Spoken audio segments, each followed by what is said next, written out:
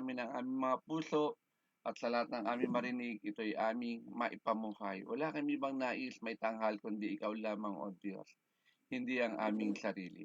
Maraming salamat po sa pangalan ni Jesus. Everybody say amen. Isang mabiyayang madaling araw po sa lahat ng mga Dawn Watchers. Ikapagbantay sa pananalangin sa madaling araw. Tayo po ay nasa 6 na taon na at 80 madaling araw na pagbabantay. Sa basan po na kung saan dinala tayo ni Lord, sa basan ng Prayer of Faith Church Worldwide Ministries Incorporated. Salamat po dahil sa mga maagang nagising, naka-join po tayo ngayon. 16 na po tayo sa platform ng Zoom. Palapakan natin ang Diyos, 16 na po tayo, glory to God. At salamat din sa mga OFW na kasama natin ngayon from PFRA chapter, from Canada, kasama po natin ngayon, amen. Salamat sa mga kamanggagawa na maagang naka-join. Sa kanila, hindi pa sila natutulog. Sa lugar nila, Pastora Lenny ay hapon sa kanila sa Canada. Sa Bahrain ay hating gabi sa kanila ngayon. Okay? Kaya maraming salamat po. Ganun din sa ating mga tigapanguna. Dahil sa kanilang kapaintulutan na magamit natin ang social media sa paghahayag ng pagbabahagi ng salita ng Diyos sa mas marami, hindi lang sa atin sa platform ng Zoom, kundi sa lahat din ng mga kaibigan natin sa Facebook Live ay makapakinig ng kapahayagan ng salita ng Diyos. Dahil naka-Facebook live streaming na po tayo. Ang bumabatok ngayon ay ang OBS, sa pang-application na ginagamit natin para ma-FB live natin yung gawain natin sa Facebook. Salamat po sa buhay ng ating spiritual director, Bishop Rosem Nanzuelo at kay Pastora Glory dahil sa kapaintulutan na maibahagi natin sa mas marami pa ang salita ng Diyos. Amen? Kaya tinatawagan na po natin.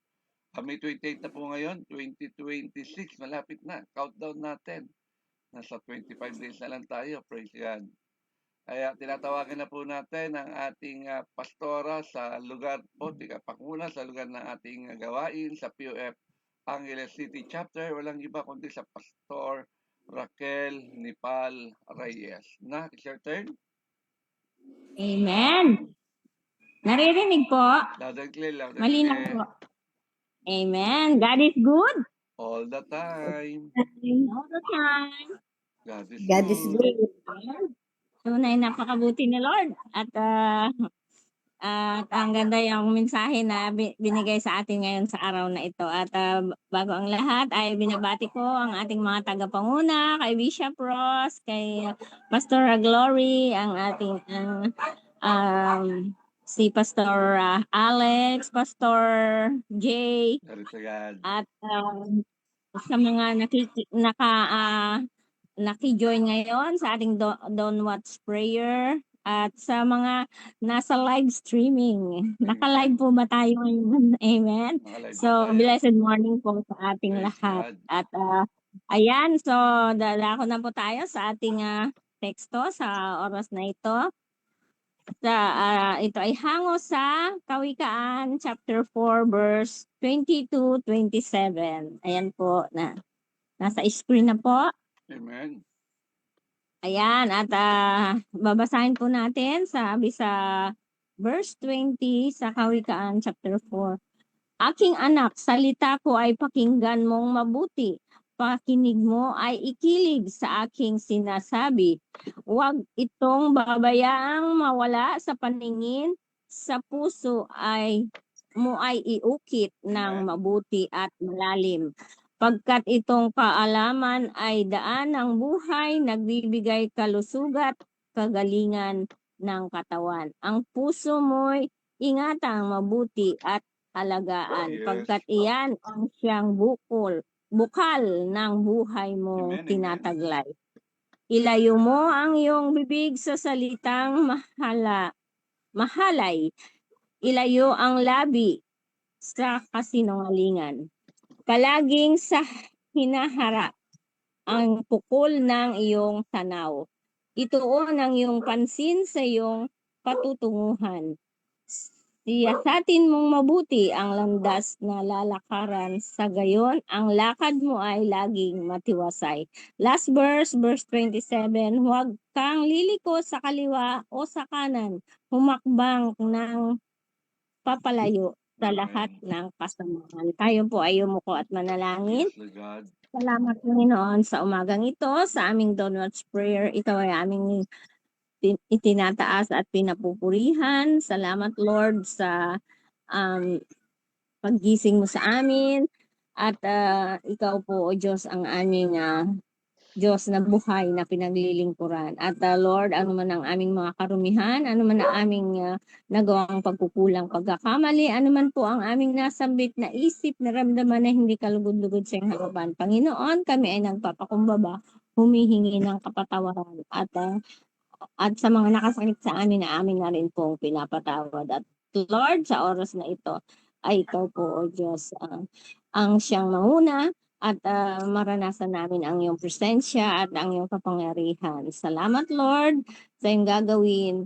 At use me mightily, Lord, as your vessel of your word and mouthpiece upang ang iyong mensahe ay maintindihan Yes, namin, Lord. tumimo ang mga puso at isipan at aming isapamuhay. Thank you, Lord, and we give back the glory and honor to your name. In Jesus' mighty name, ang lahat ay magsabi ng malakas na, Amen. Amen. Amen. So, ayan po, napakaganda ang binigay ni Lord na ating pagbulay-bulayan sa oras na ito. At ang ating topic for today is, fill your heart with God's Word. Amen. Punuin ng salita ng Diyos ang ating puso.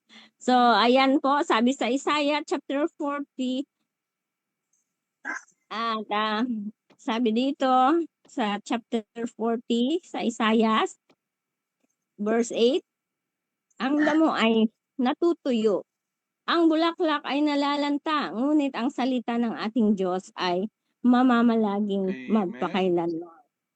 At sabi din sa Kawikaan chapter 4 sa ating teksto, chapter 4 verse 20 hanggang 27 ay nagtuturo ito tungkol sa kahalagahan ng pagkikinig, sa karunungan at pag-iingat sa puso at isipan at pagtahak sa matuwid na landas.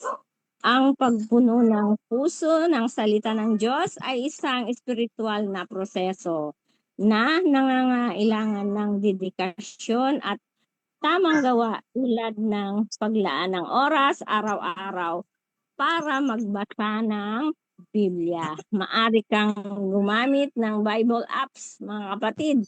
Di ba? May mga cellphones tayo.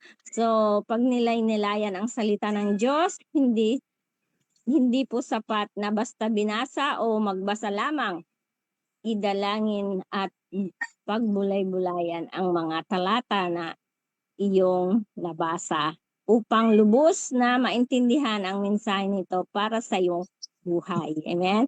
At kabisaduhin din ang talata ng mga nababasa natin sa Biblia at pag-iingat ng mga ito sa iyong isip ay makakatulong sa iyo o sa atin na magkaroon ng gabay sa oras ng tukso o pagsubok.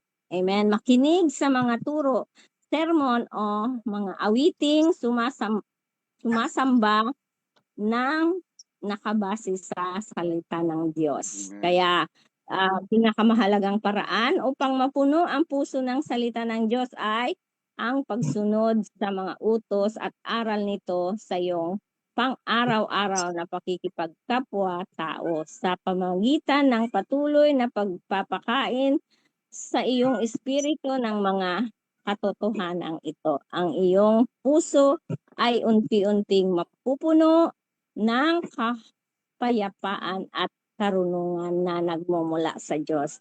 Amen. So, ayan po ang ating topic for today. Fill your heart with God's Word. So, ang tema nating sasagutin sa oras na ito, how can we fill our hearts with God's Word? So, paano ang isang tao mapupuno ang kanyang puso sa salita ng Diyos? Point number 1 po natin ay mababasa sa Kawikaan chapter 4 verse 20 sa ating teksto na binasa kanina. Aking anak, salita ko ay pakinggan mo. Pakinggan mong mabuti. Pakinig mo ay ikiling sa aking sinasabi. So, how can we fill our hearts with God's word? Point number 1 natin, listen to God's word. Kapag nakikinig tayo sa payo, dapat mapagpakumbaba po tayo. Dapat makinig sa mga turo o sermon at dumalo sa mga pag-aaral ng Biblia. Tulad ng ginagawa natin ngayon. Amen. Yan, sa ating dawn of prayer, meron tayong sunset prayer, meron tayong Sunday divine service, meron tayong mga prayer meetings sa bawat chapters natin. May mga seminars tayo, 'di ba? Ang salita ay ikiling. At ang ikiling sa tainga ay nangangahulugan, kailangan natin ituon ang ating buong atensyon at maging handang matuto kapag ang salita ng Diyos ang ating pinapakinggan. Amen? At huwag lamang pakikinggan ang mga payo, kundi itanim ito sa isip at puso upang magsilbing gabay sa pang-araw-araw na desisyon. Amen? So, daily po, hindi po ngayon ay magbabasa ka ng Bible o makikinig ka ng salita ng Diyos. Sa susunod ay hindi. Sa susunod ay hindi po ganon. At kailan po? Daily. Meron tayong daily lifestyle na sinusunod po. Di ba? At so, ang Kawikaan chapter 4 verse 20 at 22 ay nagpapakita ng kahalagahan ng pagiging bukas sa karunungan. Ayan, sunod itong gusto ng karunungan.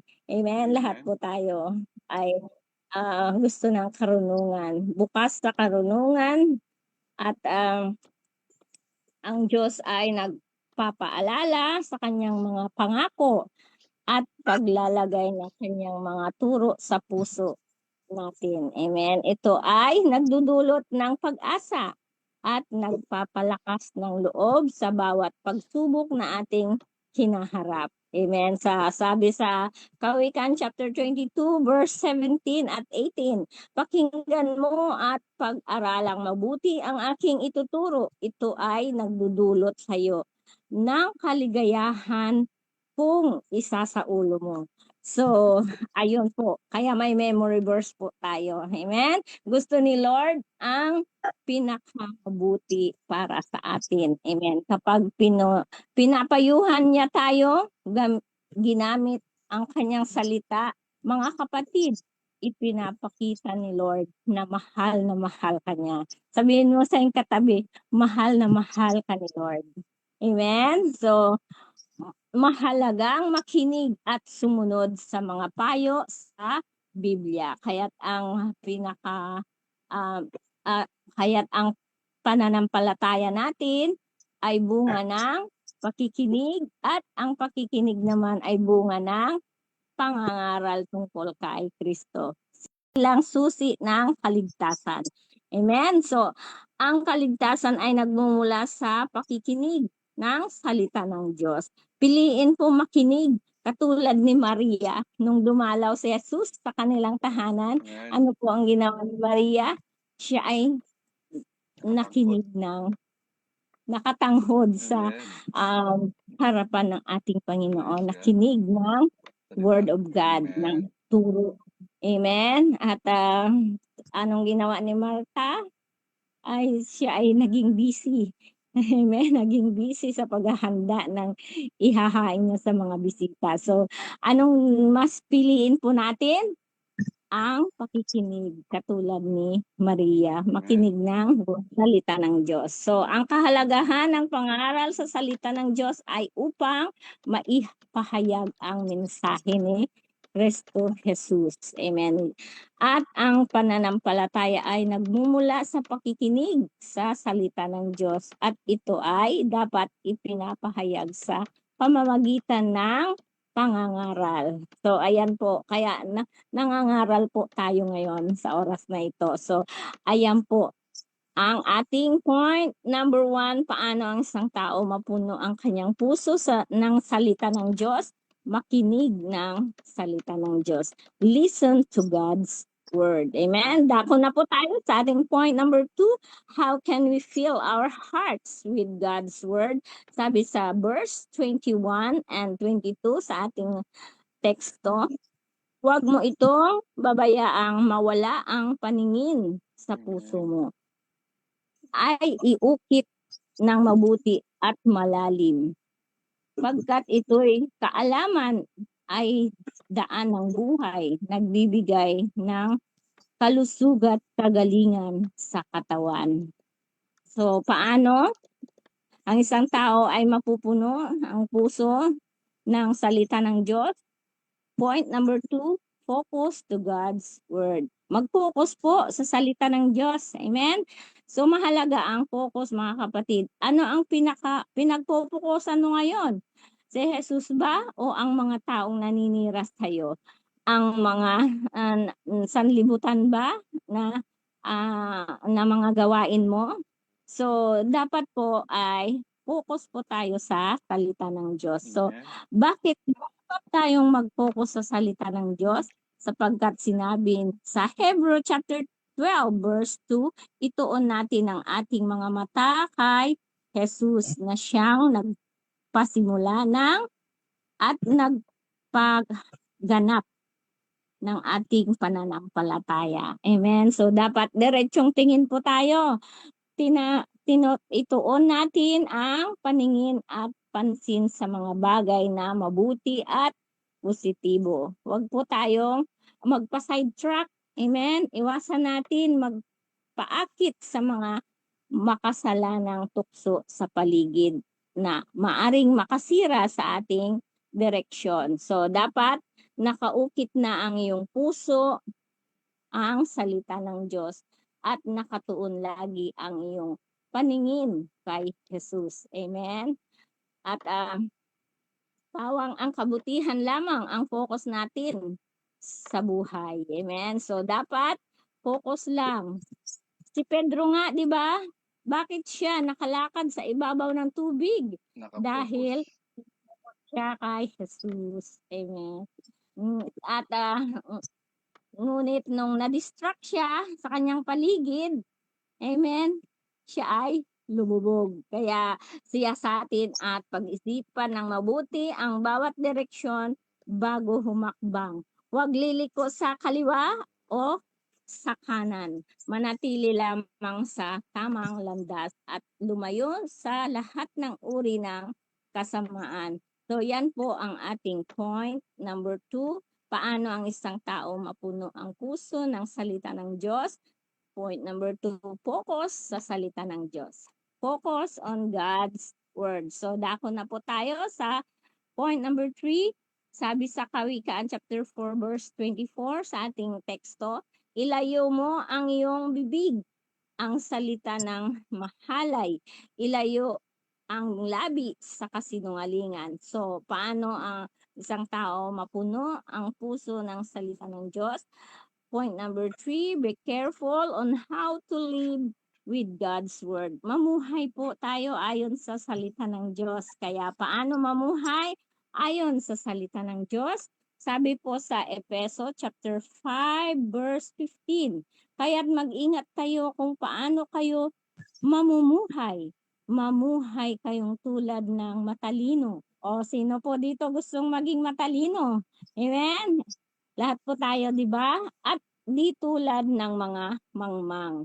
So mga kapatid, ang tinutukoy dito na mangmang, yung mangmang sa salita ng Diyos. Amen? So dapat ay katulad po tayo ng mga wise sa buhay. Amen? So mag-ingat tayo kung paano tayo lumakad ng wasto o tumpak na paglakad. Sabi sa Santiago, chapter 1 verse 22, mamuhay kayo ayon sa salita ng Diyos. Kung ito'y pinapakinggan lamang ninyo, ngunit hindi isinasagawa, dinadaya ninyo ang iyong sarili. Kaya mga kapatid, ang salita ng Diyos ay hindi lamang pinapakinggan, ito'y isinasagawa din. Amen? So ang bawat salitang narinig, nakita, natanggap, natutunan ng buong puso, buong pag-iingat, ay may matalinong pagpapasya at katatagan. Amen? So, ano nga ba ang kahalagahan ng salita ng Diyos sa ating buhay? Anumang salitang mahalay ay huwag lumalabas sa ating bibig, kundi ang mabuti lamang. Amen po? So, kung tayo'y palamura, ay sikapin huwag nang magsalita ng bad words. Amen? Wala ka rin nang sasabing maganda. Just keep your mouth shut. Amen? Instead, ay dapat ang ating mga sinasabi ay mga word of God na lamang. Amen po? So, sabi dito sa Kawikaan chapter 15 verse 1, ang mahinahong sagot ay nakakapawi ng puot. Kaya bantayan po natin ang ating mga bibig, mamuhay ayon sa salita ng Diyos. So alam nyo ba mga kapatid na ang dila ay tinatawag na mundo ng kasamaan? Maliit lang itong bahagi ng katawan, pero may kakayahang sirain ang buong buhay. Amen? So bantayan ang ating bibig sapagkat kung ano ang nasa puso ay yun ang lumalabas sa bibig. So, ayun po. At ating point number 3, paano ang isang tao mapupuno ng puso, ang puso ng salita ng Diyos? Point number 3, be careful in how to live with God's word. Mamuhay ayon sa salita ng Diyos. So bilang konklusyon, ayon sa banal na kasulatan, ang salita ng Diyos ay buhay at mabisa at mas matalas kaysa alinmang tabak na may dalawa ang talim. Ito ay nagtataglay ng kapangyarihang tumatagos sa ibuturan ng ating puso at isipan. So upang magturo, magtama at magbigay ng spiritual na gabay. Ito ay hindi simpleng teksto, kundi aktibo at patuloy na kumikilos sa buhay natin, buhay ng isang tao. So, mabisa ito, nagdadala ito ng pagbabago at may kapangyarihang tumupad sa mga layunin ng Diyos. Kaya, kaya nitong suriin ang tunay na motibo, kaisipan at intensyon ng puso ng tao. Amen po. Kaya how can we fill our hearts with God's word? We must listen. Number 1, we must listen to God's word. At number 2, focus on God's word. At ang ating point number 3, be careful on how to live with God's word. Tayo po ay umuko at manalangin. Father God in heaven, Son of God, Jesus Christ, Holy Spirit, salamat Lord sa nahayag na salita mo at ang mensahe mo sa oras na ito, Lord, ay tumimo sa aming mga puso at isipan at aming isapamuhay ang mensahe. At Lord, at natutunan po namin kung paano namin mapuno ang aming mga puso ng iyong salita. Kami ay dapat makinig, Lord God, sa iyong mga salita at laging itong pagbulay-bulayan, Panginoon. At lagi po kaming dapat ay mag-focus sa iyong mga salita. At Lord, ay dapat namin itong matutunan. At Lord, salamat at mamuhay po kami ng ayon sa iyong mga salita. At salamat Lord sa mga natutunan namin sa oras na ito na ito ay gabay namin sa aming buhay sa pang-araw-araw naming mga gawa. At binabalik ko ang papuri at pasasalamat sa pangalan ni Jesus, ang lahat magsabi ng malakas na Amen. God bless po, everyone. Praise To God, God be the praise glory. God. Hallelujah. Palapakan natin ng Diyos sa buhay ng ating tigapanguna sa POF Angeles City chapter. Kasama niya ang kanyang pamilya roon sa buhay ni Pastor Raquel Nipal Reyes. Salamat nak sa pagkagamit ng Diyos sa buhay mo. Tunay mga kapatid sa pa, idinidi naman tayo. Halos sunod-sunod din ang mga narinig natin tungkol sa pagpapalaga natin sa salita ng Diyos. Nasindi ang ating nagamit din sa araw ng kahapon sa anniversary ng POF Pasig City. Tunay mga kapatid sa Panginoon, sa mundong ito, talaga marami na tayong narinig na salita ng Diyos eh. Kaya tuloy, iba yung nailalagay natin sa ating puso at sa isip. Manarinig natin sa social media, napupuno natin yung sarili natin ng mga basura ng ating puso. Kaya puno-puno tayo ng problema, okay? Maling impluensya. Okay? Kaya salamat dahil muli pinabatid sa atin ngayon kung paano natin pupunuin ang ating puso ng salita ng Diyos. Kaya maraming mga kabataan ngayon talagang wala nang pagpapahalaga sa salita ng Diyos. Maraming tao ngayon na puro kaabalahan sa sanlibutan ng kanilang ginagawa. Bakit? Kasi walang laman ng Word of God ang kanilang puso. Kapag ang tao ay ang kanilang puso ay walang laman ng Word of God, madali silang matukso, madali silang matakot, magagalitin, lagi naaagawa ng mali, nalilito, hindi alam kung tamang ginagawa o mali. Okay? Pero kapag ang puso natin, mga kapatid ko sa Panginoon, ay puno ng salita ng Diyos, tiyak ako. Kaya narinig na natin sa kapahayagan ng salita ng Diyos sa buhay ni Pastor Raquel, magiging matatag tayo, nandun yung peace of mind, okay? At syempre, hindi mawawala yung katagumpayan ng buhay, victorious life. Tama po ba? Kaya idiniin sa atin, paano nga natin mapupuno ang ating puso ng salita ng Diyos? Sabi, makinig ka. Okay, listen to God's word. Saan ba tayo nakakapakinig ng salita ng Diyos? Listen. Hindi sinabi na preacher natin na read, kundi listen. Kasi yun ang sabi, attend to my words. Incline to the heart. Okay? Talagang pandinig unto my saying. Ang sabi sa Proverbs chapter 4 verse 20 na pinanggalingan ng kanyang unang puntos. Anak ko, salita ko'y pakinggan mong mabuti. Pakinig mo ay ikiling sa aking sinasabi. Andiin po. Okay? Talagang meron tayong pakikinggan. Okay? Yan ang unang hakbang para mapuno natin ang puso natin ng salita ng Diyos. Okay? Ang alin?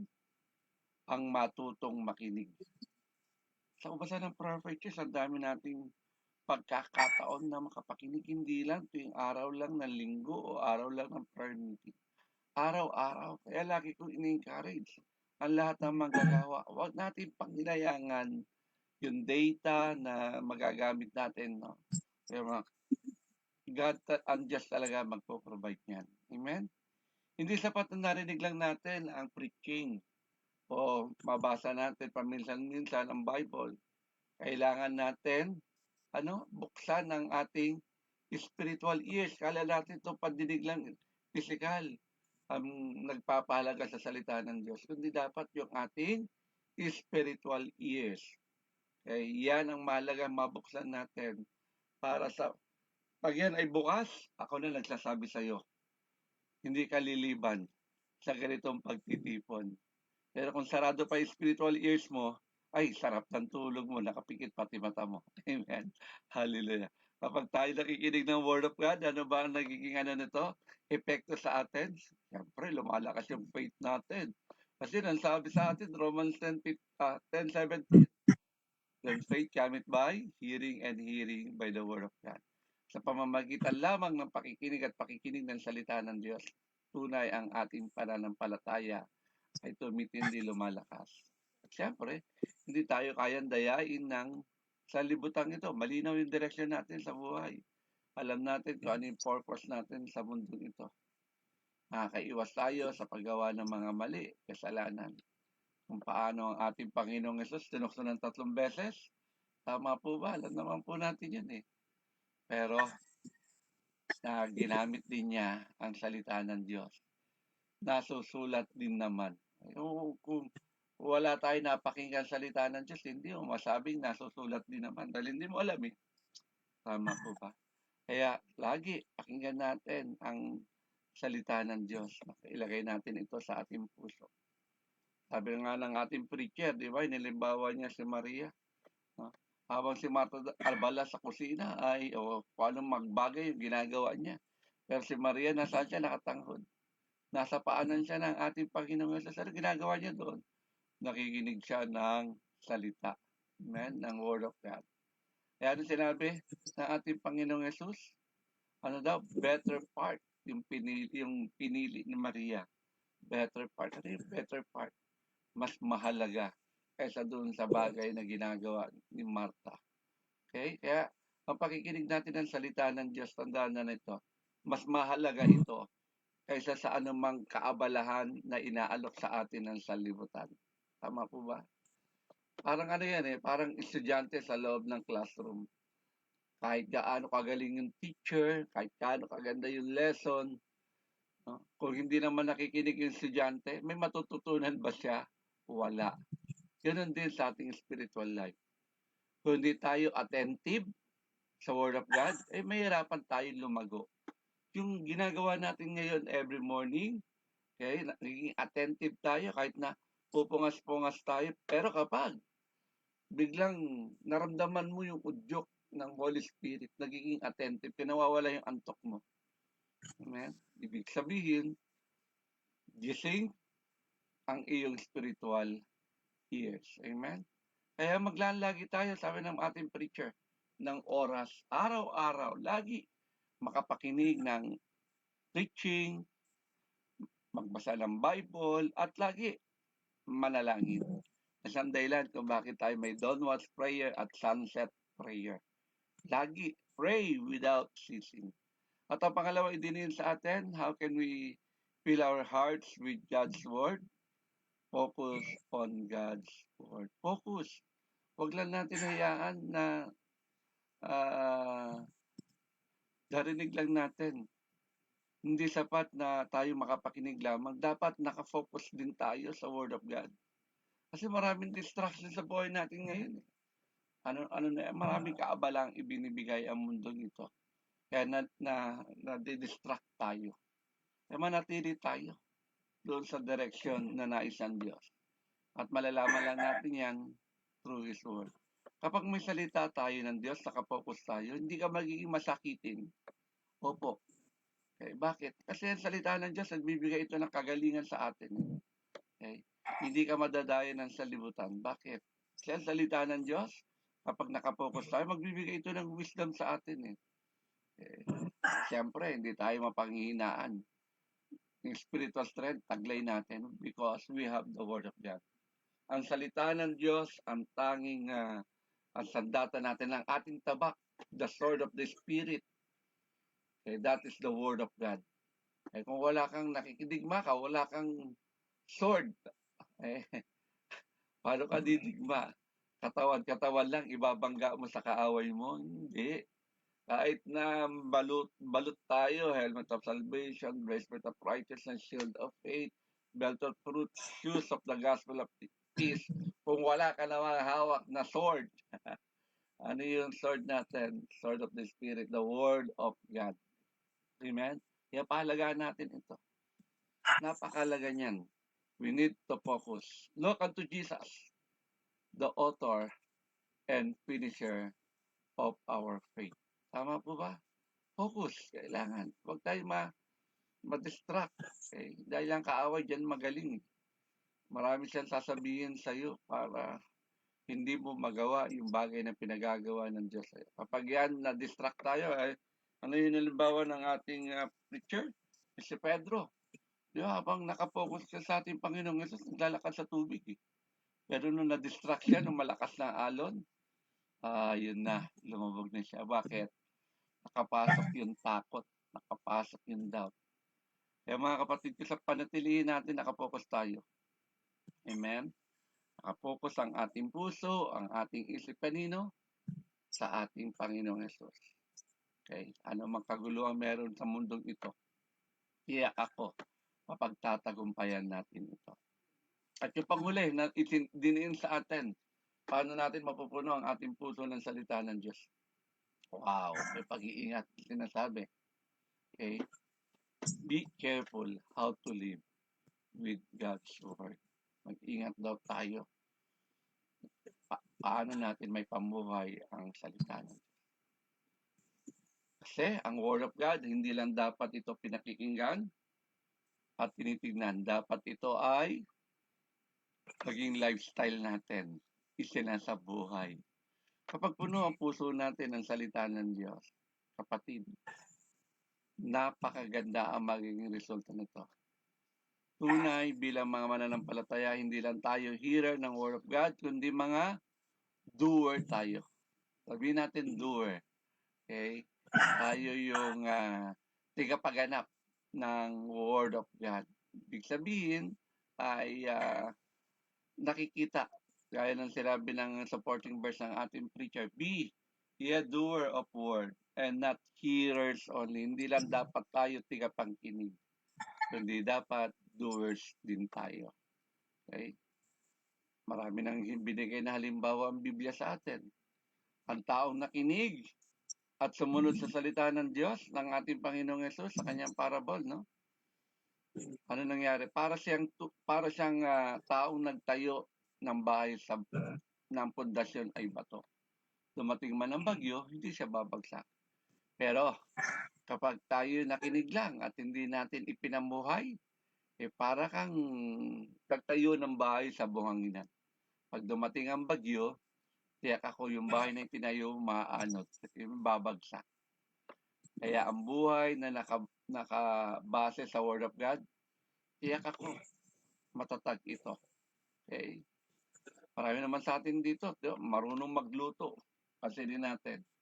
Lahat na, alam na natin, pang araw-araw na lang yan. Pero pag iniba natin yung sistema, yung pagkakasunod ng ating instruction ng pagluluto, sigurado ako hindi masarap ang luto.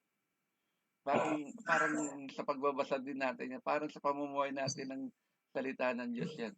Hindi sapat na alam lang natin ang Word of God. Kailangan natin ito masunod. Mga kapatid ko sa Panginoon, mamuhay tayo na may integridad, may kabanalan, at tunay sumusunod sa salita ng Diyos araw-araw. Kaya huwag natin kakalimutan yung tatlong bagay na itinuro sa atin. Makinig ng mabuti sa salita ng Diyos. Amen? Panatiling nakatuon ang ating isip at puso kay Kristo. Focus on God's Word. At panghuli, isabuhay natin ang natutunan natin mula sa salita ng Diyos. Kaya mga kapatid ko sa Panginoon, ang puso ba natin ay pupunuin natin ng salita ng Diyos o salita ng mundong ito? Okay? Nasa atin ang pagpili.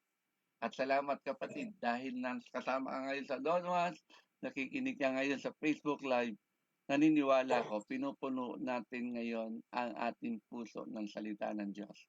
Kapag pinuno natin ang ating puso ng Word of God, magiging matatag tayo sa anumang laban sa buhay na ito. Muli, palapakan natin ang Diyos sa buhay ni Pastora Raquel Nipal Reyes na siyang ginamit na magayag ng kabutihan ni Lord ngayon. Pinabalik ko na po sa ating